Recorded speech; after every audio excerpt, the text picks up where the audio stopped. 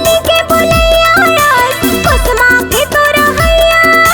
लिखिले हो तोर नाम का तोर नाम हवे ग राजा कोर मेर हवे गा का तोर नाम हवे ग भैया कोन मेर हवे गा। मीठी बोली के बोलैया कोसमा के तोरा हैया मीठी बोली के बोलैया कोसमा के तोरा हैया लिख लेना मोरे नाम नरे साहू मोला कहते वो कोना तिर मोरे गाँव नरे साहू मोला कहते वो कोना तिर मोरे गाँव।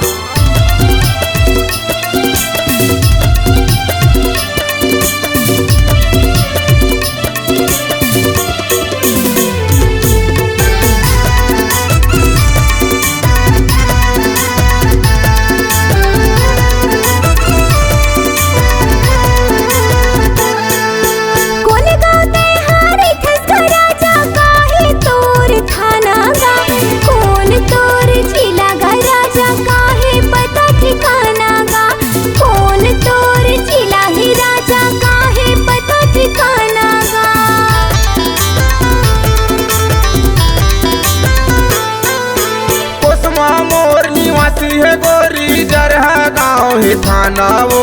जिला मोर मुंगेली है चंदा ई मोर पता ठिकाना वो जिला मोर मुंगेली है चंदा ई मोर पता ठिकाना वो। मीठी बोली के बोलैया गाना के तो गवैया मीठी बोली के बोलैया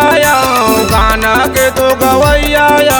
लिख लेना मोरे नाम डीजे वाले मोला कहते वो नरे साहू मोरे नाम पिकअप वाले मोला कहते वो नरे साहू मोरे नाम।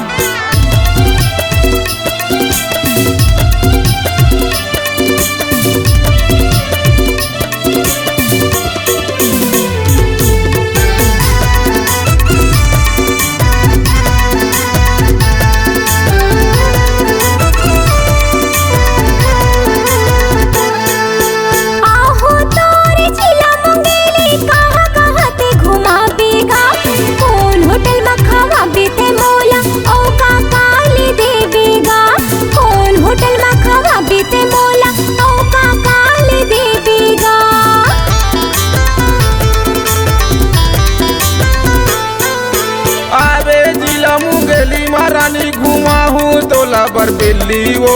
बाबा होटल में बैठार के चंदा खवा हूँ तोला जलेबी वो